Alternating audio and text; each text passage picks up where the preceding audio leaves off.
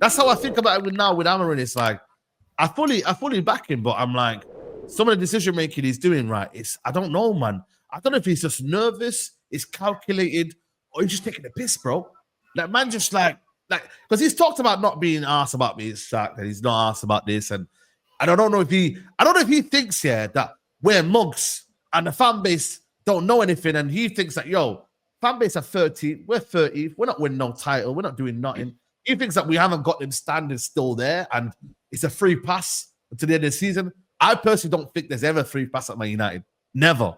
So I don't know whether he's doing that or he's just using this season as almost like, you know what, it's a free hit. I've been told my job is safe. The fan base is to accept that, and it's gonna be like this. It's gonna be like this, whether you like it or not. I don't know whether that is ever gonna be right in the Premier League. I don't think so. It's never.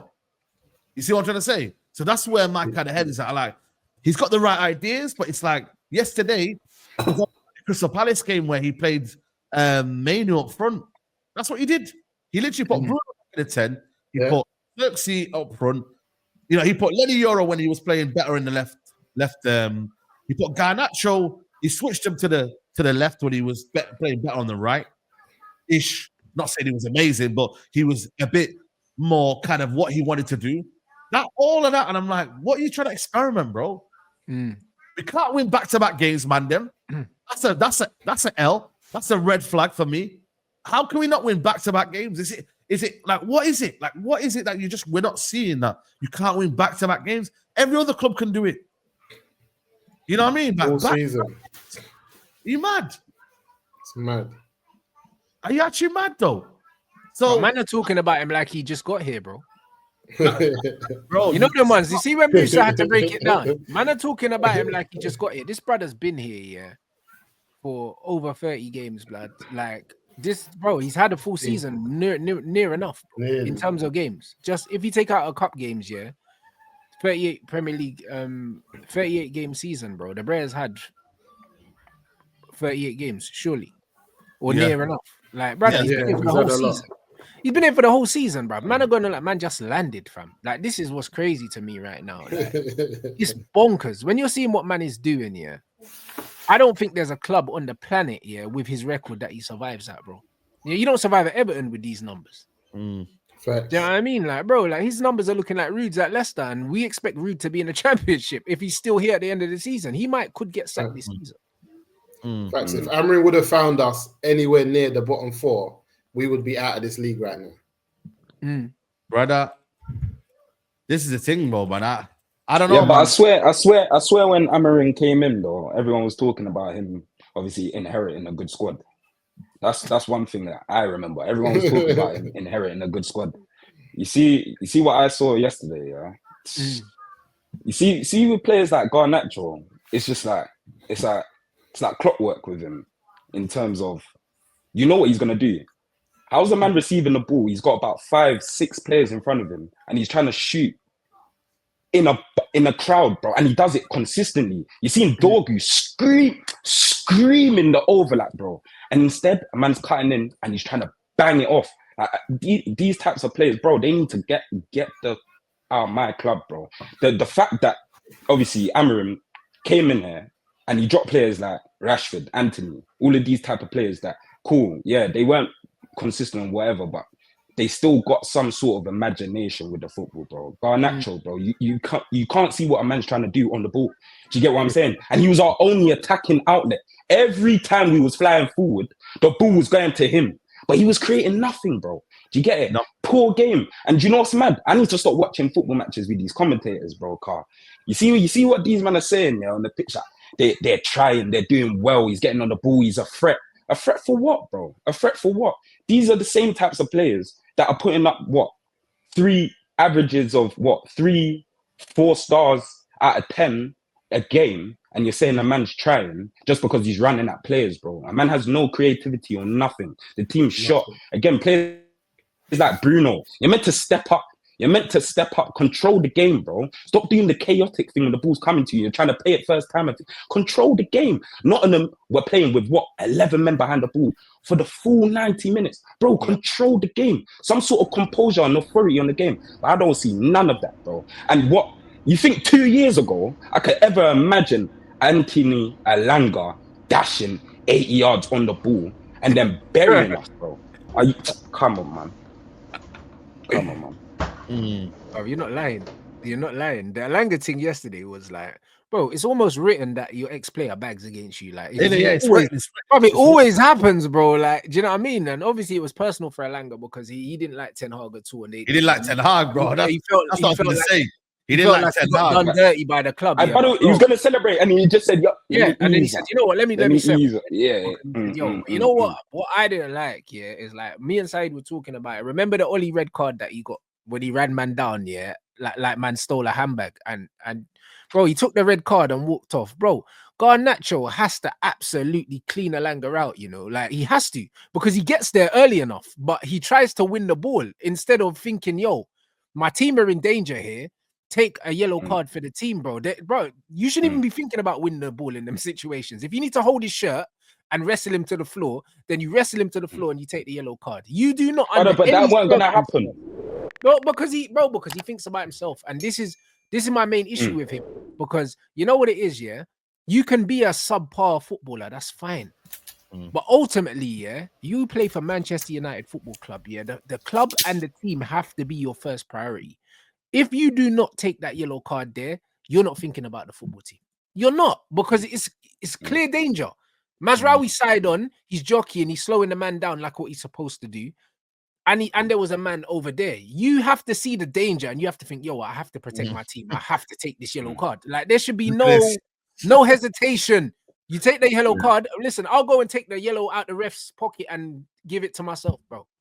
You know, but when you watch it back, though, he looks like he got bullied, though. If you watch it back, he looks like he slightly got bullied, bro. Yeah, but I've been saying for a long while, this guy's very lightweight, yeah, but bro. I'm not going for the ball, bro. You got the forearm, bro. You're not bullying me because I'm not going for the ball. I'm taking your ankles. There's no. You saying Solskjaer thing? Bro, I'm taking it out. There's no way. I'm not even trying to win the ball. I'm not trying to win the ball. And by the way, Solskjaer got a standing ovation. Exactly. Exactly. I was in the stadium. You got everybody. They all got standing ovation. Maybe he didn't want to get money too soon. You know, he didn't want to get money too soon, man. That's no, it's not that. They don't have that. Like he said, the club encourages individualistic, selfish players. Yes, and this is the environment, people. This is the environment. Here we go. This is the environment. Everybody knows that. This is the environment that's created. Then everybody's smashing the shirt on top of it. Then the fans get giddy and put the song on top of that. And then my guy thinks he's something that he's not. But like I said to you, in a proper club, he would have been sent out on loan, or he would be playing 3 or 4. You know, every 3 months he's playing 3 or 4 games. Every 3 months they'll be keeping him out. So then he listens, right, and he's rewarded by performance, not just on the team sheet, and not kept on for 96 minutes. But the club though, because he's, I don't know where he is in terms of the shirt selling. Yeah, I don't know, like if he sells a lot of shirts and whatnot. Yeah, he was top 4 last time we saw it. Oh, there you go. Bro. So I don't know. They're marketing him like that. Yeah, they're marketing. They're part of the gimmick of this Ronaldo chasing Ronaldo. They're part of it. And people, when I try to explain something to you, people don't want to know or people want to understand. It was him. Do you remember? It was him, Rasmus. They were marketing it. They were slamming that. You know, when they all sat down, that was all over Manchester United. There was a huge banner on the other side of the stadium. On the other side, you go to the east side. I see it. With those 3 like that saying the future. What a poster for us, yeah. The future looks bright. So at the end of the day, for me, these kids, he doesn't put himself on the football pitch, so I can't blame him. I know what he is. He needs severe developmental work, but he's not going to get that. And then that's what we do. And guess what, people? Come the summer, we're going to get 3-4 youngsters again. And you know what? Their form is going to go like that because they're not. Even Dogu last night, I think like we were harsh on him. He's 20 years old. This is he's been here for 2 months, yeah? But because of the desperation we are in, we're calling him out in live action. We're calling him out right there and there. And I think about it, I think he's 20 years old. He's come here. He's not come to this. And he's giving the ball away. Young players do that. They make horrendous mistakes. But they learn from that. But do we have that? Do we have somebody there putting them aside saying, do the extras? do this, actually be prepared. Like what Rances explained, it's called professional foul for a reason. It's called a professional foul for a reason because no way are you getting a team to score when you've had a corner. No way are they transitioning from a corner. No way. And you're letting the guy run 60, 70 yards, yeah? And then you're letting him finish comfortably inside the box. No stress, picked his corner. He picked his corner. And I put my preview, I did a preview, yeah? And I said Elanga's going to score. And I told everybody, if they score, good night, Vienna. Have you seen the stat? Well, Nottingham Forest. Bro, of course. Yeah. The onus was on Man United to do something yesterday. Like, Nottingham Forest would have been happy with a 0-0 yesterday. They would have been like, you know what? A point is what it is. You know what I mean? We keep our third spot. You know what I'm saying to you? We'll pick up the points down the line. It's a point at home. We played 120 minutes against Brighton. Fans will understand that we couldn't do anything. We had Chris Wood out. We had Hudson-Odoi. That's two of our key players out there. Fans would have been okay with them getting a point against Man United, innit? Them man still see Man United as players that can individually change a game and do something because they've done it before. When United have been shit, they've had individuals to drag them out of a game. So they would have accepted that. They were knackered, exactly.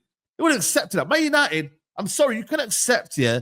Oh, but we tried. We didn't look that bad. And I look at it and I'm like, nah, man. That for me, I can't tolerate that, man. Because we didn't try in the final third. We didn't. Because what we did wasn't good enough.